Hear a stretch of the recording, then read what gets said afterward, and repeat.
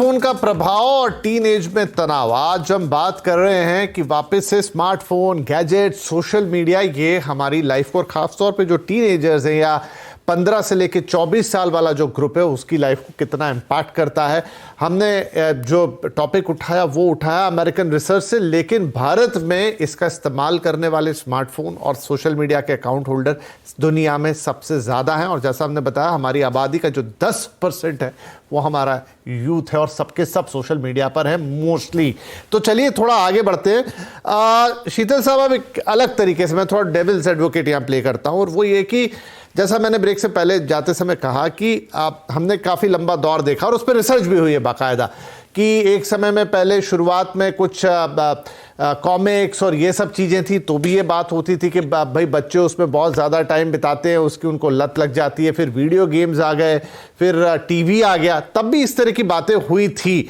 लेकिन वो वक्त बीता और ऐसा नहीं हुआ कि बहुत नुकसान हुआ। तो क्या सोशल मीडिया, मोबाइल ये भी लगभग वैसी चीज़ है कि आज इस समय हमें लग रहा है कि इंगेजमेंट बहुत ज़्यादा है और इससे इम्पैक्ट पड़ रहा है?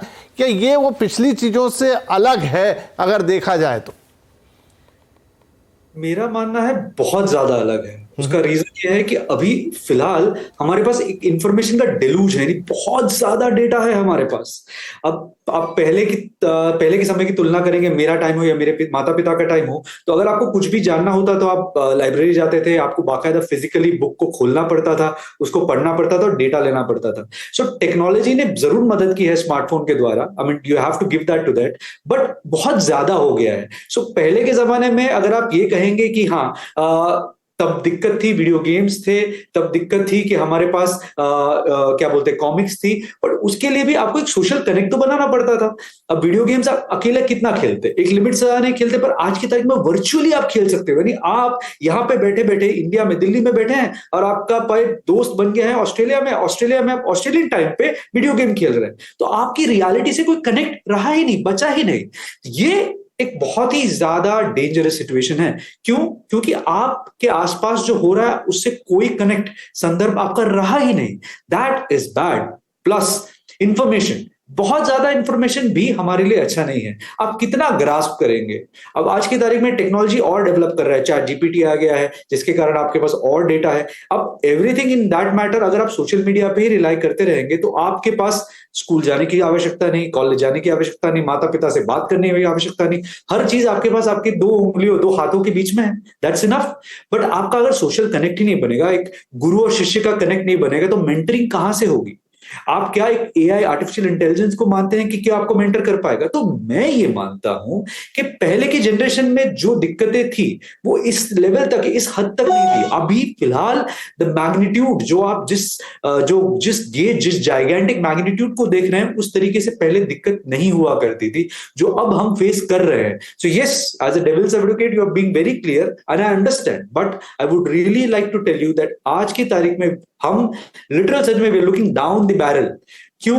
क्योंकि if you do not control, अगर आप अपने फिलहाल आप इस कंडीशन को कंट्रोल नहीं करिएगा तो ये आगे जाके और भी विकसित हो जाएगी। It's gonna get developed into something which is uncontrollable and that is scary.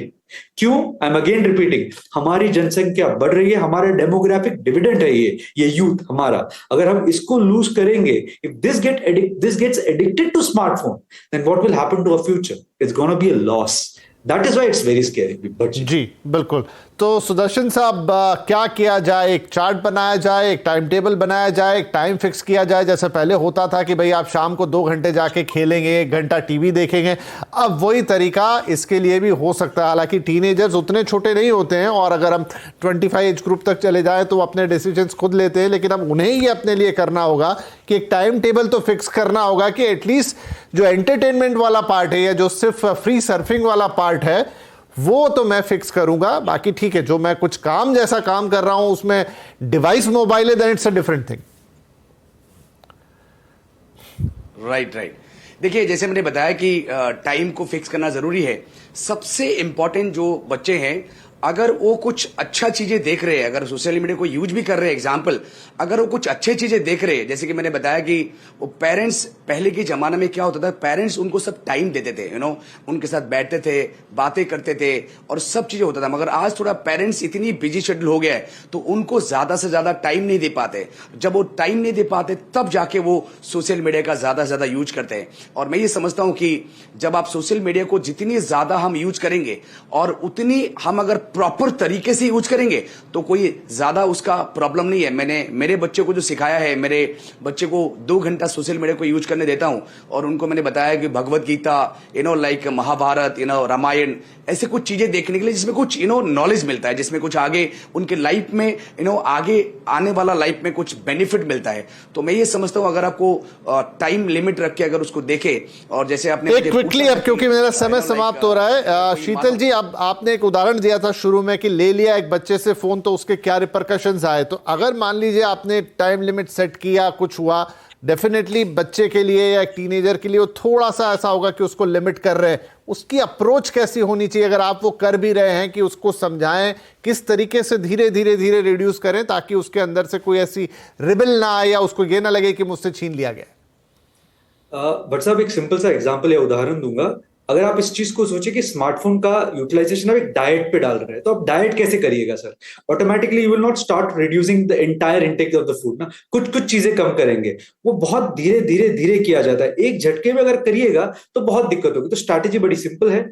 आप एक लॉन्ग टर्म गोल बनाएं कि मुझे अपने बच्चे को या टीनेजर को गाइड करना है कि दिन में सिर्फ 1.5 घंटा या 2 घंटा स्मार्टफोन यूज करे। आज की तारीख में 7 घंटा यूज कर रहा है, तुरंत आप उसको 2 घंटा बोलिएगा तो बहुत दिक्कत होगी। बेहतर यह है कि दिन का 15 मिनट, आधा घंटा, इतना कम करे, हफ्ते में इसको डिवाइड करें। और इसका एक बहुत सिंपल सा टेक्निक है जिसको नाम है टाइम बॉक्सिंग। मेरी किताब है, उसके अंदर मैंने बहुत क्लियर लिखा है। अगर आप टाइम बॉक्सिंग की टेक्निक का इस्तेमाल करेंगे तो बहुत आसान है। 6 महीने में रिपीट, 6 महीने में आप अपने बच्चे का यूटिलाइजेशन 7 to 2 आवर्स आराम से ले आएंगे ना, उसको दिक्कत होगी। इनफैक्ट वो फॉलो भी अच्छे से करेगा और उसमें एक पॉजिटिव, सकारात्मक अभिगम आएगा। The attitude is gonna become really good. So I feel this is the best way. Time boxing as a technique, reduce slowly, 7 to 2 hours, easily done in 6 hours, 6 months rather, sorry, 6 months, 6 महीना is enough। जी, ये बात तो साफ है कि देखिए इस समय जो मोबाइल फोन एक तरीके से वरदान है, वो उल्टा काम भी कर रहा है। फिर उस पर सोशल मीडिया और हमारा यूथ, हमारे यंगस्टर्स है, उसको उसकी लत और उसके फिर बहुत सारे खतरनाक साइड इफेक्ट। लेकिन कैसे डील करेंगे, क्योंकि ज़रूरी भी है ये इंस्ट्रूमेंट, और उसके बिना काम चल जाए ये भी संभव नहीं है। लेकिन ओवरडोज खराब है, तो एक बैलेंस बिठाना, और हमारे दोनों एक्सपर्ट ने आपको वही चीज़ें बताई, धीरे धीरे अप्रोच करके। पहले वो कॉन्शियसनेस, पहले वो जागरूकता कि भाई ये सही ये गलत है, और फिर वो धीरे धीरे आप कम करें। कई तरीके हो सकते हैं, और जो पेरेंट्स हैं, जो बड़े हैं, उनको एग्जाम्पल सेट करने होंगे। नहीं तो ऐसी रिसर्च आती रहेंगी और हमें लगातार यही बताएंगी कि कितना खतरनाक हो जाएगा सोशल मीडिया या मोबाइल एडिक्शन के तौर पे, जो हमारी जेब में 24 घंटे रहता है, हमारे साथ रहता है, और वही हमारे दुश्मन के तौर पे काम करे। बहुत शुक्रिया आप दोनों ही मेहमानों का इस कार्यक्रम में शामिल होने के लिए। नमस्कार।